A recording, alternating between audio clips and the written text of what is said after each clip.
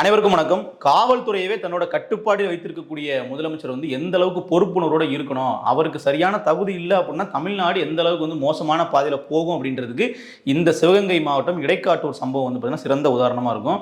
அதாவது ஒரு 3 பைக்கில் 9 பேர் ஒரு ஊருக்குள்ளே புகுந்து பட்டியலின சமூக மக்களை வந்து மாதிரி ஆண்கள் பெண்கள்னு பார்க்காம வெட்டியிருக்காங்க. நீ என்ன சாதின்னு பேரை கேட்டு சாதியை தெரிஞ்சுக்கிட்டு வெட்டியிருக்காங்க. பாதிக்கப்பட்ட நபர், வெட்டு வாங்கின நபர் வந்து மருத்துவமனையில் உட்காந்து பேட்டி கொடுக்கும்போது இதெல்லாம் சொல்கிறாரு. அப்படியே ஒரு வாக்கு மூலமாக கொடுக்குறாரு. அவர் சொன்னதுலேயே வந்து அதிர்ச்சிகரமான விஷயம் என்ன அப்படின்னா, இந்த சம்பவம் வந்து சிசிடிவி ஃபுட்டேஜாக வந்து வெளியாச்சு இல்லையா சமூக வலைதளங்களில். அது வெளியாகிற வரைக்கும் 2 நாளாக இவங்க போலீஸ்கிட்ட கம்ப்ளைண்ட் பண்ணி எந்த ஆக்ஷனும் எடுக்கல. போலீஸ் தரப்புல வந்து பார்த்தீங்கன்னா என்ன சொல்லியிருக்காங்கன்னா, இந்த சிசிடிவி ஃபுட்டேஜ்லாம் நீங்கள் என்ன பண்ணிடுங்க, டெலிட் பண்ணிடுங்க, வெளியே எங்கெல்லாம் விட்டுற போறீங்க அப்படின்னு சொல்லி இவர்களை வந்து என்ன பண்ணியிருக்காங்க, கன்வின்ஸ் பண்ணி மிரட்டி இந்த வீடியோ டெலிட் பண்ண வைக்கிறதுக்கு முயற்சி பண்ணியிருக்காங்க. அதையும் தாண்டி இந்த வீடியோ வெளியே வந்ததுனால தான் இன்றைக்கு அந்த பாதிக்கப்பட்ட தரப்புக்கு நீதி கிடைக்கிறதுக்கான சில முயற்சிகளாக நடந்துகிட்டு இருக்கு. பெரிய அதிகாரிகள் வந்தாங்கன்னு அவங்க சொல்கிறாங்க, இதெல்லாம் டெலீட் பண்ணியிருக்கேன், கூப்பிட்டு தனியாக கூப்பிட்டாங்க. சார் நான் எவிடன்ஸ்லாம் வச்சிருக்கேன் சார் அப்படின்னு எவிடன்ஸ் வச்சிருக்கேன், டெலீட் பண்ணி பிரச்சனை பெருசாகும். இது எவ்வளோ பெரிய கொடூரமான விஷயம் பாருங்க. சாதாரணமாக வந்து வெளியே பொது வெளியில் தன்னோட பைக்கில் வந்து நின்று இருந்த ஒருத்தரை, அதனால தான் இதை ஒரு போதை குற்றம்னு சொல்கிறாங்க. ஆனால் இது வெறுமனே போதை குற்றம் கிடையாது. இது அதையும் தாண்டி வந்து பார்த்தீங்கன்னா ஒரு சாதி வெறியான சம்பவம் தான் இது. அதாவது அப்படி நின்றுட்டு இருந்த நபரை வந்து வழியை விடு, நீ எல்லாம் வழிவிட மாட்டியா அப்படின்னு கேட்கும்போது வாய் தகராறாகுது. அப்படி தகராறுல வந்து நீ யாரு என்ன ஆளுகன்னு தெரிஞ்சுக்கிட்டு வீடு தேடி அவர் திருப்பி அங்கேயே ஒரு தகராறு நடக்குது, கைகலப்பாகுது. இவர் திருப்பி வந்துடுறாரு. இவர் திருப்பி ஆட்களை கூட்டிட்டு போய் பிரச்சனை பண்றதுக்கெல்லாம் போல. இவர் வீட்டுக்கு வந்து வீட்டில் படுத்துடுறாரு. அங்கேருந்து வந்தவங்க வீடு தேடி வந்து வீட்டை தட்டி வெளியே வரியா இல்லையா அப்படின்னு சொல்லி பிரச்சனை பண்ணி அதை கேட்க வந்து ராஜேந்திரன் அப்படிங்கிற ராஜுவோட அண்ணன், அவரை வந்து வெட்டி, அவரோட பையன் தினேஷை வந்து வெட்டி, திருப்பி வீட்டுக்கு வந்து வெளியே வந்து ராஜுவை வந்து பார்த்தீங்கன்னா வெட்டி இன்னைக்கு வந்து ஹாஸ்பிட்டலில் வச்சிருக்காங்க. நீங்கள் நல்லா பாருங்க, நாங்குநேரியில் இப்போதான் ஒரு 2 நாளைக்கு முன்னாடி தான் வந்து பார்த்தீங்கன்னா அவ்வளோ பெரிய சம்பவம் நடந்துச்சு. நாங்குநேரிலே இதே மாதிரி தான் வந்து பார்த்தீங்கன்னா பைக்கில் வந்து ஒரு கும்பல் வந்து என்ன பண்ணாங்க, வெடிகுண்டு வீசி துரத்தி வந்து வெட்டினாங்க.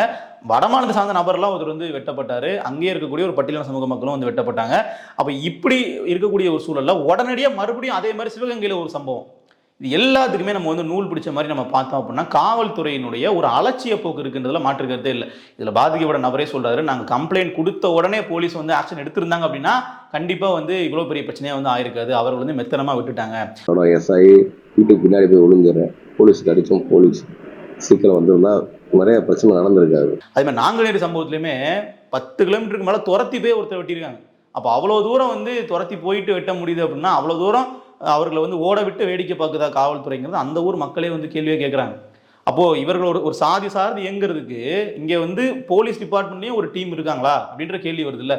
ஸோ அதற்கான பதிலாக தான் வந்து பல பத்திரிகைகள் என்ன சொல்கிறாங்கன்னா, ஆமாம் இருக்காங்க, ஒரு கேங்காக வந்து ஒரு சமூகத்துக்கு ஒருத்தருக்கு இருக்காங்க. ஸோ அவர்கள்லாம் வந்து இது மாதிரி பட்டியல் சமூக மக்களுக்கு எதிராக நடக்கக்கூடிய வன்முறைகளை வந்து கண்டுக்காம விட்டுருவாங்க, இது ஒரு பெரிய அளவில் சம்பவமாக ஆகாமல் பார்த்துக்கிறாங்கன்றாங்க. அது ரொம்ப ரொம்ப மோசமான செயல் இல்லையா? இதை யாரு சரி செய்யணும் அப்படிங்கிற கேள்வியை நம்ம வந்து அந்த லோக்கல் ரீஜனில் உள்ள ஒரு நபரை நம்ம பாயிண்ட் பண்ணி கேட்க முடியாது. அந்த எஸ்பி கேட்டாரா, அந்த டிஎஸ்பி கேட்டாரா அப்படின்னு நம்ம கேட்க முடியாது. இவர்கள் எல்லாருக்கும் கட்டுப்பாட்டில் வச்சிருக்கக்கூடிய டிஜிபின்னு ஒருத்தர் இருக்கார் இல்லையா. தமிழ்நாட்டில் யாருன்னு கேட்டிங்கன்னா நிரந்தர டிஜிபி கிடையாது.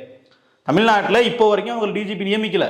யார் இருக்கா இப்போ வரைக்கும் பார்த்தீங்கன்னா ஒரு பொறுப்பு டிஜிபி தான் இருக்காங்களே தவிர நிரந்தரமான டிஜிபி போடலை. அப்போ அவர்களுடைய முழு பவர் அவர்களுக்கு இருக்காது.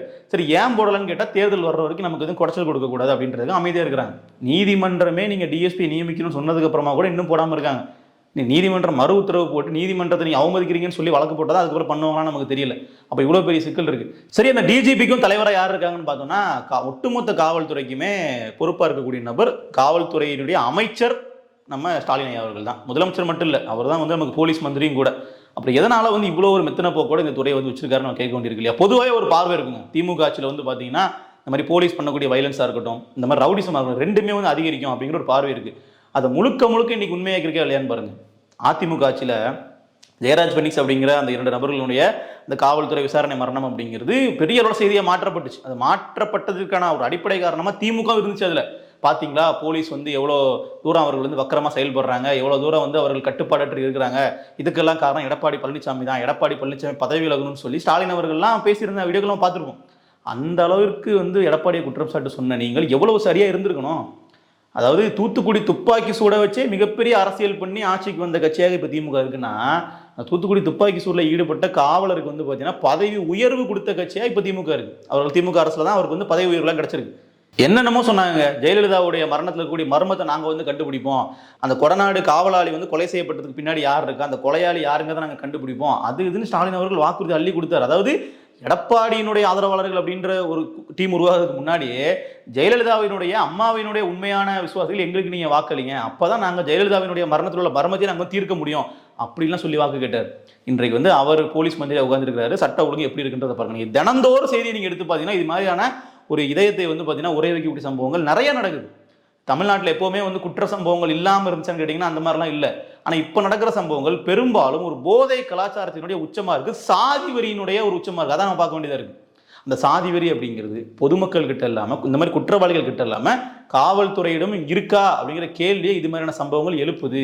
அந்த மக்களுடைய குற்றச்சாட்டுகள் நமக்கு அதை புரிய வைக்குது. இது உங்களுக்கு இன்னும் தெளிவாக சொல்லணும் அப்படின்னா, சில ஆண்டுகளுக்கு முன்னாடி இதே ஸ்டாலின் அவர்களுடைய ஆட்சியில் விக்னேஷ் அப்படிங்கிற ஒரு இளைஞர் வந்து விசாரணை மரணம், அவர் காவல்துறையினுடைய விசாரணையெல்லாம் அடித்து கொலை செய்யப்படுறார். அவருடைய அந்த உடலை கூட வந்து பார்த்தீங்கன்னா சரியாக ஒரு போஸ்ட்மார்ட்டம் பண்ணி ஒழுங்காக வந்து நேரம் கொடுத்து இது சடங்கு பண்ணுறதுக்கு முன்னாடி அவரோட உடலை கூட வந்து பார்த்தீங்கன்னா குடும்பத்தினர்கிட்ட ஒப்படைக்காமல் உடனடியாக எரிச்சிட்டாங்க. அதிலே வந்து ஒரு மர்மம் இருக்குன்ற கேள்வியாக இருந்துச்சு.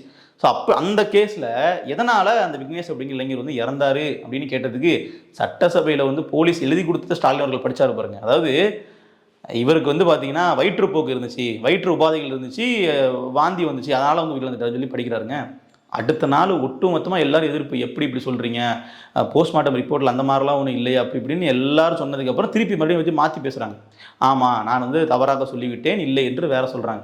அப்போது ஒரு அதிகாரிகளினுடைய அந்த ஒரு கைப்பிடியில் ஸ்டாலின் அவர்கள் இருக்கார் அப்படின்றதுக்கு இதெல்லாம் நமக்கு சின்ன சின்ன உதாரணங்களாக இருக்குது. நாம் வந்து உள்ளே நம்ம இடத்துல நமக்கு தெரியாது, ஆனால் வெளியே செய்தியாக வரக்கூடிய விஷயங்கள்லேயே இது மாதிரியான குளறுபடிகள் இருக்குல்ல எல்லா இடத்துலையுங்க. நீங்கள் அப்படியே பார்த்தீங்க அப்படின்னா இப்போ அஜித்குமாரினுடைய காவல் மரணத்துலையுமே சரி, அந்த விசாரணை முறை வந்து எப்படி இருக்குது, இதெல்லாம் யார் வந்து கேட்கணும்? இதெல்லாம் ஸ்டாலின் அவர்கள் கேட்கணுமா இல்லையா? அவர் தானே முதலமைச்சர் இருக்கார், நாம் அவரை தான் கேட்க முடியும். நாம் வந்து இந்த குறிப்பிட்ட ஒரு போலீஸ்காரங்க வந்து டார்கெட் பண்ணி இந்த இடத்த இவர் தப்பு பண்ணிட்டா அவர் நீங்கள் மாற்றுங்க நாம சொல்ல வேண்டிய தேவையில்லை. இவர்கள் வந்து சொன்னதை செய்கிறவங்க. ஆனால் இவர்களுக்கு சொல்கிறவங்க யாருன்னு பார்த்தீங்கன்னா ஸ்டாலின் அவர்கள் தானே, முதலமைச்சர் தானே. அப்போ அவர் வந்து சரியாக இருக்கிறாரா, இவர்களை சரியாக வழிநடத்துறா அப்படின்னு நம்ம பார்க்க வேண்டியிருக்குல்ல. அது மாதிரி இல்லை. அப்போ இந்த போலீஸ் டிபார்ட்மெண்ட்டை வந்து சரியான முறையில் கையாள வேண்டியது ஒரு முதலமைச்சரோட முக்கியமான கடமை. ஏன்னா பொதுமக்களுக்கே வந்து பார்த்தீங்கன்னா வெளியே அச்சம் வந்துருங்க. நீங்கள் குற்றவாளிகளை நினச்சி பயப்படுறதுங்கிறது வேற. நீங்கள் வந்து போலீஸ் பார்த்தே வந்து பயப்பட வேண்டிய தேவை இருக்குன்னா அந்த சூழ்நிலையை வந்து உருவாக்குறது யார்? இங்கே இருக்கக்கூடிய நம்ம கழக ஆட்சி தானே. அவர்கள் தானே தலைமை நமக்கு எல்லாத்துக்குமே. பிடிச்சாலும் பிடிக்கிறதுனாலும் நாம் அவருக்கு ஓட்டு போட்டாலும் போடலனாலும் அவர் தான் நமக்கு முதலமைச்சர். அவர் சொல்லுவார் இல்லையா, நீங்கள் எனக்கு வாக்கு செலுத்தினீங்கனாலும் செலுத்தலைனாலும் உங்களுக்கும் சேர்த்து வேலை பார்க்குறது தான் என் வேலை அப்படின்னு சொல்லி ஸ்டாலின் நல்லா தான் பேசுவார். பேசுகிறதெல்லாம் நல்லா தான் இருக்குது. ஆனால் களத்தில் நிலவரம் அப்படி இல்லையே. முக்கியமாக சாதி ஆணவ படுகொலைங்க. நீங்கள் அதை எடுத்துக்கங்களேன். சமீபத்தில் கவின் ஆணவ படுகொலை நடக்கும்போது எல்லாருமே கேட்குறாங்க, சாதிய ஆணவ படுகொலைக்கு தனி சட்டம் இயற்றுங்கள், அதுக்கு ஒரு சிறப்பு சட்டம் இயற்றுங்க. ஏற்கனவே இருக்கிற பிசிஆர் போதாது. பிசிஆருங்கிறது வந்து பார்த்தீங்கன்னா ஒருத்தங்க வேர்பலாக அபியூஸ் பண்ணாலும் போடப்படுது, அது வந்து முறைகேடாகவும் பல இடங்களில் போடப்படுது. குறிப்பாக இந்த ஆணவ படுகொலைக்குன்னு தனி சட்டம் ஏற்றிருந்தீங்கன்னா இந்த ஆணவ படுகொலை பண்ணணும்னு நினைக்கிறவங்களுக்கு ஒரு பயம் இருக்கும் அப்படின்னு சொன்னதுக்கு போடவே இல்லைங்க. அது என்ன சொல்கிறாங்கன்னா, ஏற்கனவே இருக்கக்கூடிய சட்டமே நல்லா தான் இருக்குது, இதுவே போதுங்கிறாங்க. இந்த ரெக்வஸ்ட் இருக்குல்ல, இந்த சாதி ஆணவ படுகொலைக்கு சிறப்பு சட்டம் ஏற்றணும் அப்படிங்கிற இந்த கோரிக்கைங்கிறது யார் வச்சா நினைக்கிறீங்க? எதிர்கட்சியான அதிமுக இல்லை பாஜக வச்சான்னு நினைக்கிறீங்க? கிடையாது, விசிகா வைக்கிறாங்க. திமுக கூட கூட்டணியில் இருக்கக்கூடிய விசிகா அதை பண்ணணும்னு சொல்கிறாங்க. எல்லா கட்சிகளும் பண்ணணும்னு சொல்கிறாங்க, எதிர்த்தரப்பு சரி எல்லாருமே பண்ணணும்னு சொல்கிறாங்க. ஆனால் பண்ணல. ஏன் அப்படின்றத யோசிச்சு பார்த்தீங்கன்னா, இவர்கள் வந்து கவுண்டர்களினுடைய மாநாட்டில் கலந்து கொள்வாங்க. உதயநிதி ஸ்டாலின் அவர்கள் சாதி பெயர் சொல்லியே வந்து பார்த்தீங்கன்னா ஒருத்தர் வந்து அழைப்பார், ராஜ் கவுண்டரும் பாரு, அந்த கவுண்டர் மாதிரி இப்பெல்லாம் வந்து பேசுவார்.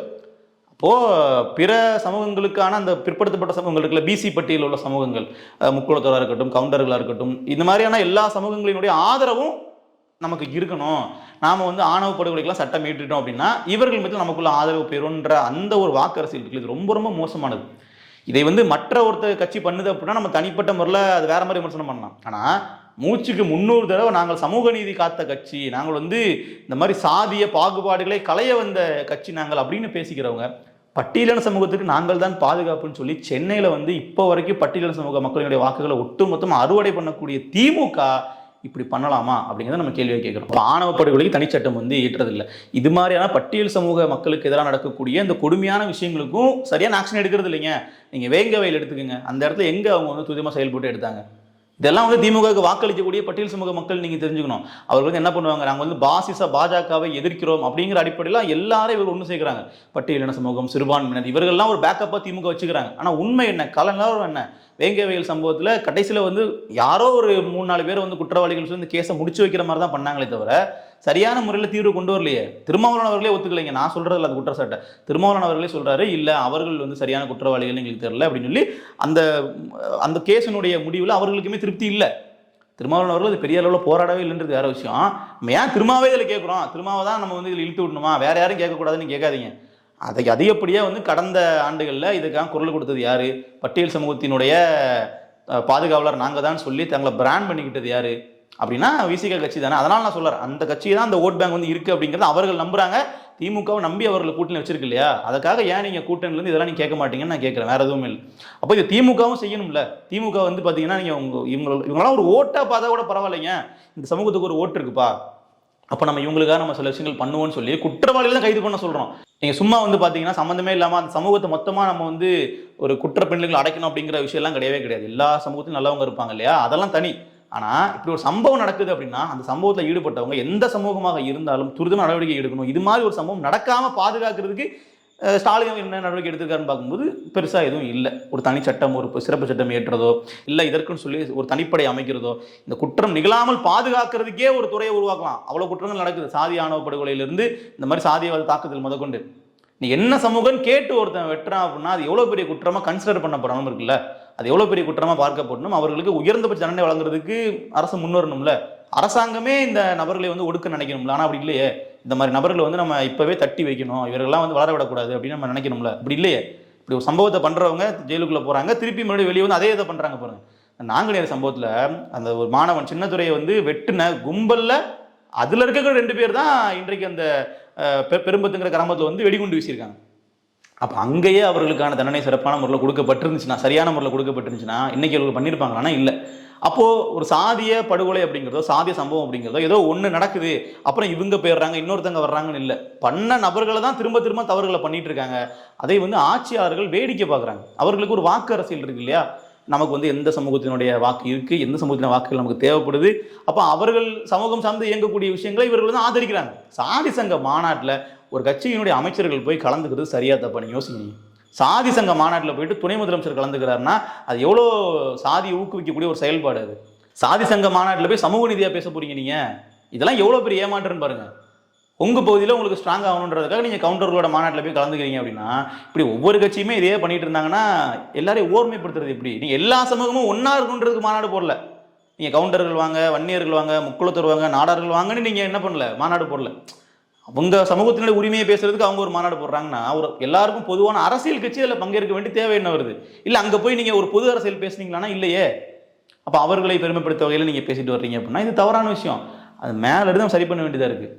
ஸ்டாலின் அவர்கள் கிட்ட இருந்து இந்த விஷயங்களுக்கான மாற்றங்கள் நமக்கு வரணும். அவர் வந்து ஒரு அரசியல் ரீதியாக மட்டும் இல்லாமல் அதிகார அந்த வர்க்கத்திலையும் பார்த்தீங்கன்னா சில விஷயங்களை கொண்டு வரணும். இன்னும் சில பேர் என்ன சொல்கிறாங்கன்னா, அந்த கீழே இருக்கக்கூடிய காவலர்கள் எல்லாமே ஒரு சில சுழற்சி முறையில் ஒரு 3 ஆண்டுகளுக்கு ஒரு முறை 4 ஆண்டுகளுக்கு மாற்றப்படும். அப்படி மாற்றப்படலை, அதனாலேயே வந்து பெரிய அளவில் இது மாதிரியான சாதி சார்ந்த ஒரு டீம் வந்து அந்த போலீஸ் டிபார்ட்மெண்ட்லேயும் ஃபார்ம் ஆயிடுச்சு. அதெல்லாம் சரி பண்ணணும்னா அந்த ரிஃபார்ம் வந்து யார் பண்ணுறது? அது ஸ்டாலின் அவர்கள் தானே பண்ணணும். அதை பண்ணுறதுக்கு இங்கே வந்து சரியான முறையில் சிஸ்டம் இல்லை. அது ஸ்டாலின் அவர்கள் தான் குறை சொல்ல வேண்டியது தேவை இருக்குது. ஏன்னா அவர் தான் நம்மளுடைய முதலமைச்சர். அதனால் இந்த ஆட்சி மாற்றம் வந்த பின்னாடியாச்சும் இந்த மாதிரியான சம்பவங்களில் மாற்றம் வரும்னு நம்ம எதிர்பார்ப்போம். நன்றி.